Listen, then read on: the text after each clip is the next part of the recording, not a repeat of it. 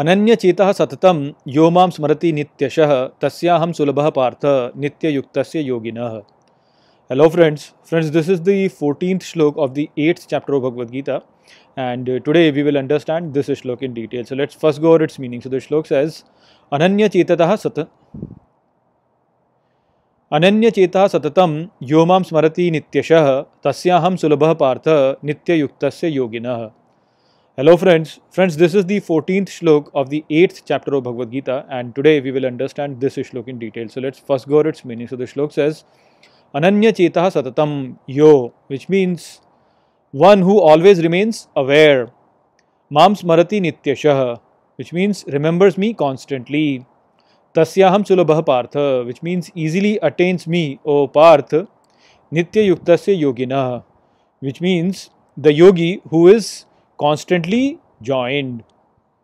So in this shlok, Shri Krishna is telling Arjun that the one who always remains aware of me and who is always remembering me and who is not thinking about anything else, he easily attains me. So basically in this world, everybody is living a very complicated life, and the life is complicated because people have a lot of responsibilities that are attached to them. They have to take care of their family, they have to take care of their parents, they have to take care of their job, they have to take care of many other things. And in doing all these things, people want to do good, or people want to basically attain all of these things. And many times they find that they are struggling with this world in terms of fulfilling these things.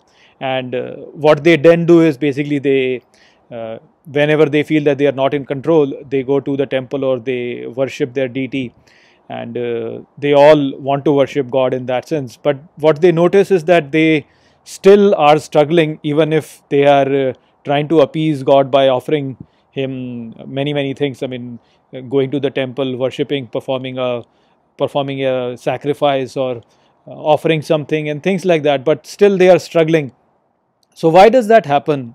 That basically happens because we have complicated everything for ourselves. While we say that we believe in God, but we actually do not. We know that, we should know that He is the doer, but we forget that, and instead what we do is we think that we have to do things. And so what happens is that when a thing is developing, or when the events are going on in this universe, we do not submit to those events, and instead we try to interfere in them by ourselves, because we don't believe in the divine. We don't think that divine is doing the right thing. We think that, oh, divine is just there and we have to interfere and we have to do things. So when this thing happens wherein we think that we are the doers and not the divine, this is what leads to all the struggle that we face in our life. Now, in order to overcome all of this, the simplest thing that we have to do is to basically submit to His will. You will notice that once you start to submit to His will and move your actions in a manner wherein you are doing them for Him and not actively trying to do it, then you will notice that whatever is wrong in your life, that thing will start to fall in right place by itself.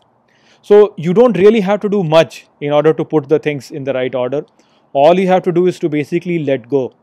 You have to let go of your ego, and you have to submit to His will, and then you have to act in a manner which is consistent with His will. And if you were to do that, then you will see that everything in your life will start to fall in place in the right place.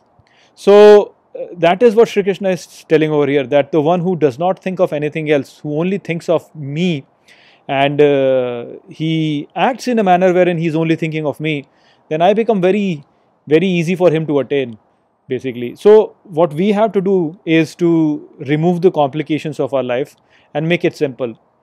What we have to do is to act in a manner which is consistent with our inner being, which is basically the divinity which is present inside us. So act in a manner which is consistent with Him.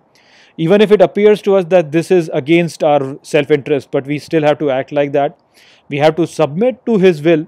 Whatever is happening for good. We have to look at it like that, and then leave it all on him. So act in a manner which is consistent with our own inner conscience, and leave the results on him.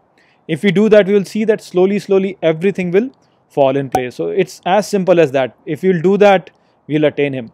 So that is what Shri Krishna is saying over here. So I hope that I have explained this shlok well to you. With that, I will close this video. I will see you all in the next video. Take care.